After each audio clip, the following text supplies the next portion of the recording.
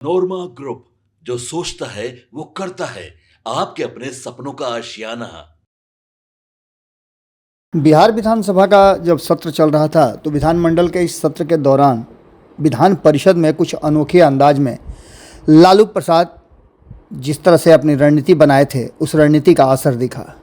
रणनीति का असर ये दिखा कि राबड़ी देवी काफ़ी मुखर नजर आईं और राबड़ी देवी के बीच में कहीं ना कहीं जिस तरह की बातें और तल्खियाँ देखने को मिली नीतीश कुमार के सामने, उसने एक अलग कहानी को जन्म दिया। हालांकि तब ये देख करके लग रहा था कि नीतीश कुमार और राबड़ी देवी के बीच में सब कुछ ठीक ठाक नहीं है और बार बार जिस तरह से राबड़ी देवी को लेकर के नीतीश कुमार बोल रहे हैं, उसके पीछे दोनों की तल्खी है। लेकिन जब विधानमंडल का सत्र समाप्त हुआ, उसके बाद से राबड़ी देवी एक दिन पहले जब ये बात कहती हैं कि नीतीश कुमार को अब निशांत को आगे करके खुद को किनारे कर आराम करना चाहिए। राबड़ी देवी लगातार जिस तरीके से अपनी बातों को रख रही हैं और जिस तरह से नीतीश कुमार पर हमला कर रही हैं, ये एक नई रणनीति का हिस्सा नज़र आ रही है। खास करके लालू प्रसाद की बात करें तो लालू प्रसाद इस तरह के रणनीतियों के लिए माहिर माने जाते हैं।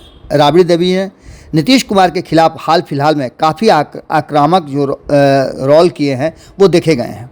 नीतीश कुमार भी राबड़ी देवी पर चुनावी रैलियों की तरह हमला करते देखे गए हैं और बिहार विधान परिषद में ये नज़ारा कई बार देखने को मिला है। होली से पहले भी और उसके बाद भी राबड़ी देवी कभी महिलाओं के मुद्दे पर तो कभी राष्ट्रगान के अपमान के मुद्दे पर नीतीश कुमार को घेरती रही हैं और मुख्यमंत्री नीतीश कुमार पर हमला करने के बाद खुद नीतीश कुमार भी इस पर कहीं ना कहीं अपनी प्रतिक्रिया देते रहे हैं। राष्ट्रगान के दौरान जब नीतीश कुमार एक अफसर से बात कर रहे थे तो विरोधियों के निशाने पर आ गए थे और बिहार के पूर्व मुख्यमंत्री राबड़ी देवी की तरफ से भी सलाहियत जारी की गई थी। आपको बता दें कि राबड़ी देवी ने कहा था कि अगर नीतीश कुमार की तबीयत खराब है तो अपने बेटे निशांत को मुख्यमंत्री क्यों नहीं बना देते। इन सारी बातों को लेकर के एक उन्होंने हेतु दे दिया था और इस हेतु के बाद पहले तो इस बात को सामान्य सी बात समझी गई थी, लेकिन नीतीश कुमार के मामले में राबड़ी देवी का रुख आरजेडी के स्टैंड की तरफ लग रहा है और ये पूरी तरह से एक सोची समझी रणनीति का हिस्सा दिखाई दे रहा था। आपको बता दें कि राबड़ी देवी वैसे तो बहुत कम बोलती हैं और राबड़ी देवी और लालू प्रसाद के बीच में जो एक रिश्ता है वो भी आप अच्छी तरह से जानते हैं। 25 मार्च 2025 को राष्ट्रगान राष्ट्रीय जनता दल ने जिस तरह से हरे रंग का टी शर्ट पहनकर विधानसभा में प्रवेश किया और आरजेडी विधायकों के टी शर्ट पर लिखा था तेजस्वी सरकार में बढ़ी बिहार में 65% आरक्षण सीमा को 9वीं अनुसूची में शामिल करो, आरक्षण चोर बीजेपी एनडीए जवाब दो। विधायकों के विरोध प्रदर्शन का ये तरीका नीतीश कुमार को बहुत खराब लगा। ये विधायक राबड़ी देवी के नेतृत्व में विरोध प्रदर्शन कर रहे थे और सदन के भीतर नीतीश कुमार आग बबूला दिखे। ये सब जो कर रहे हो क्या मतलब है? हम तो आप ही से पूछ रहे हैं कि काहे के लिए ये पहन कर आए हैं, ये सब फालतू की चीज़ है। ये कहते हुए नीतीश कुमार ने जब अपनी बात को रखा तभी राबड़ी देवी की तरफ से देखते हुए उन्होंने कहा कि अरे बैठो ना, तुम तेरे हस्बैंड का है, तेरा क्या चीज़ है, तू बैठ जा, जो है वो हस्बैंड का है। सब लोग को कहा कि यही पहन कर चलो, ये बेचारी को कुछ आता नहीं है, पति जब रिजेक्ट हुआ तो इसको सीएम बना दिया। ये तो ऐसे ही हैं। देखा जाए तो राबड़ी देवी को भी नीतीश कुमार ने उसी तरीके से ट्रीट कर रहे थे जैसे तेजस्वी यादव को करते रहे हैं, लेकिन तब जब वो महागठबंधन में नहीं होते, वरना कभी कभी तो लगता है जैसे लालू यादव की तरह तेजस्वी यादव को अपना राजनीतिक वारिस भी घोषित कर देते हैं। नीतीश कुमार ने राबड़ी देवी पर हमला के बाद उनकी बेटी रोहिणी आचार्य ने अपने तरीके से सोशल साइट पर एक्स पर रोहिणी आचार्य ने अपनी बात को लिखा, अरे तू चुप रहना, ज़्यादा मुंह मत फाड़, तोहार त बोले के मुंह ना हो, तू ओकरे गोदी में जाके बैठ। इस तरह से उन्होंने अपनी बात को रखा। और आपको याद होगा कि 2024 में जब एक बार फिर से नीतीश कुमार एनडीए गठबंधन में वापस आए थे, तब भी रोहिणी का एक बड़ा रोल था। अब इन सारी बातों के साथ साथ पूरी तरह से नीतीश कुमार पर हमला तो किया जा रहा है, लेकिन राबड़ी देवी को आगे करके कहीं ना कहीं एक रणनीति का हिस्सा भी दिखाई दे रहा है। नीतीश कुमार ऐसे ही नहीं भड़के, इससे पहले भी राबड़ी देवी के नेतृत्व में विपक्ष विधानसभा में हंगामा कर रहा था। उसके उस समय भी नीतीश कुमार ने काफ़ी नाराज़गी व्यक्त करते हुए कई बातें कही थी। आपको बता दें कि होली के ठीक पहले राबड़ी देवी और नीतीश कुमार के बीच महिलाओं के अपमान को लेकर के तीखी बहस हुई थी। जैसे ही नीतीश कुमार ने लालू राबड़ी शासन के दौरान महिलाओं की स्थिति पर बोलना शुरू किया, विपक्षी सदस्य जो है वो हंगामा करने लगे। नीतीश कुमार का कहना था कि पहले क्या होता था, महिलाओं की क्या स्थिति थी, महिलाएं कितनी पढ़ी लिखी थी, हमने महिलाओं के लिए काफ़ी काम किया है। नीतीश कुमार के मुंह से ये बातें सुनते ही राबड़ी देवी टूट पड़ी। कहने लगी, मुख्यमंत्री नीतीश कुमार महिलाओं का अपमान कर रहे हैं। कुछ लोग नीतीश कुमार के कान भरते हैं, जिसके बाद वो महिलाओं का अपमान करते हैं। ये महिला का लगातार अपमान कर रहे हैं। राबड़ी देवी ने जो नीतीश कुमार के बचाव में उस वक्त खड़ी हो गई थी, तब जबकि नीतीश कुमार ने महिलाओं के बारे में और प्रजनन के बारे में जब चर्चा चल रही थी सदन में, तब जो बातें नीतीश कुमार ने कही थी उसको लेकर के सदन के भीतर महिलाओं ने मुंह नीचे कर लिया था, सर नीचे कर लिया था और काफ़ी एम्ब्रेसिंग हुई थी। बाहर निकल करके भाजपा की कई महिला नेत्रियों ने तो जम करके नीतीश कुमार का खिल्ली उड़ाया था, हमला किया था। लेकिन वहीं आपको बता दें कि राबड़ी देवी ने नीतीश कुमार का बचाव करते हुए बहुत कुछ कहा था। तो वहीं आपको बता दें कि तेजस्वी यादव ने भी नीतीश कुमार को लेकर के प्रजनन से जुड़ा हुआ ये मामला था, इसलिए नीतीश कुमार का बचाव उन्होंने किया था। इन सारी बातों के साथ साथ जब एक दूसरे के साथ रहते हैं तो कहानी दूसरी होती है और अलग होते हैं तो कहानी दूसरी होती है। इन्हीं सब बातों को लेकर के जो वर्तमान परिस्थिति बनी है उसमें नीतीश एक बार फिर से गठबंधन बदलेंगे क्या, इस बात की संभावनाएं अब चर्चाएं तेज हो गई हैं। राबड़ी देवी के ऑफर के बाद कि अपने पुत्र को मुख्यमंत्री क्यों नहीं बना देते, एक बार फिर से ये चर्चा शुरू हो गई है कि क्या ये एक ऑफ़र है नीतीश कुमार को कि आइए और हमारे साथ मिल करके अपने पुत्र को मुख्यमंत्री की कुर्सी पर बिठाइए। भारतीय जनता पार्टी को अगर ऐसा कुछ होता है तो बड़ा झटका लगेगा और ये बिहार की राजनीति में एक बड़ा ट्विस्ट भी देखा जाएगा। नीतीश कुमार के प्रति लालू परिवार के रुख में कुछ दिनों से बड़ा बदलाव देखने को मिल रहा है। आपने देखा होगा कि मुखिया नीतीश कुमार हैं, लेकिन हमला भारतीय जनता पार्टी पर हो रहा है।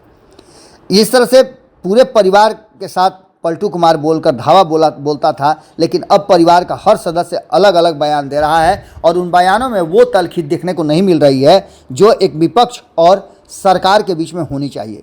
तेजस्वी यादव शुरू में तो बड़ा ही नरम रुख दिखाते थे, लेकिन धीरे धीरे उनका रवैया बदल रहा है। राजनीतिक तौर पर ऐसा बदलाव जरूरी भी है। आखिर जिसके खिलाफ चुनाव लड़ना है उसके साथ कब तक नरमी से पेश आया जा सकता है, लेकिन इसके जस्ट विपरीत हो रहा है। तेजस्वी यादव निजी हमलों से तो अब भी बचने की कोशिश करते हैं, लेकिन नीतीश कुमार की सेहत पर बयान और सवाल जरूर उठाते हैं। इससे पहले आपको याद होगा कि भारतीय जनता पार्टी भी जब नीतीश कुमार महागठबंधन के साथ थे तो उनके सेहत, स्वास्थ्य और उनके दिमागी हालत पर भी सवाल खड़े करते थे। खैर, इन सारी बातों के साथ साथ मंत्रियों और अफसरों से घिरे रहते हैं ये बात कह करके, और कहीं ना कहीं भारतीय जनता पार्टी अब उन पर दबाव बना करके रखती है ये बात कह करके तेजस्वी यादव नीतीश कुमार पर आक्रमण करते हैं। लेकिन इस आक्रमण में नीतीश कुमार नहीं बल्कि भारतीय जनता पार्टी पर ज़्यादा हमला करते हैं। वहीं आपको बता दें कि लालू यादव तो अब भी भाई की तरफ पेश आते हैं और बार बार ये बात कहते हैं कि नीतीश कुमार के लिए उन्होंने दरवाजे खोल के रखे हैं, आना तो उनको है। ये सारी बातें और निशांत वाले मुद्दे पर मुखर होकर के पूरे राजद की तरफ से इस बात को कहना कि हम स्वागत करते हैं, हम उनके आने का इंतज़ार कर रहे हैं, उनको अब आ जाना चाहिए, ये सारी बातें कहते हैं। और राबड़ी देवी ने तो जम करके और खुल करके ये बात कह दी है कि वो अपने पुत्र को लाएं और मुख्यमंत्री की कुर्सी पर बिठाएं। राबड़ी देवी कहीं ज़्यादा आक्रामक नज़र आती हैं। वह आरक्षण के डिमांड को लेकर के या आरजेडी विधायकों के साथ कानून व्यवस्था पर भी सवाल उठाती नजर आई है। राष्ट्रगान के वक्त भी जिस तरह से घटना घटी और जिस तरह से उन्होंने हमला किया और तंज कसते हुए उन्होंने कहा कि बेटे निशांत को बिहार का मुख्यमंत्री बना देने की सलाह भी उन्होंने दी। राबड़ी देवी ने एक नया मुद्दा तलाश लिया है, महिलाओं की स्थिति का। महिलाएं असल में नीतीश कुमार के लिए सबसे बड़ा वोट बैंक है, जिनके बूते वो सत्ता के में आसानी से वापसी कर लेते हैं। 15% उनके वोटों में महिलाओं की एक बड़ी तादाद है और इसी पर हमला पिछले कई महीनों से लगातार चल रहा है। अगर देखा जाए तो राबड़ी देवी महिलाओं का मुद्दा उठाने में लालू और तेजस्वी से भी ज़्यादा असरदार साबित हो रही हैं। महिलाओं की स्थिति की बात कर एक तरीके से वो नीतीश कुमार की तरफ से जंगल राज बोलकर किए जाने वाले हमले को कमज़ोर कर देती हैं। राबड़ी देवी के आवास के बाहर एक पोस्टर भी लगा है। ये पोस्टर तो पूर्व जिला पार्षद की तरफ से लगाया गया है, लेकिन बातें बहुत बड़ी बड़ी लिखी गई हैं।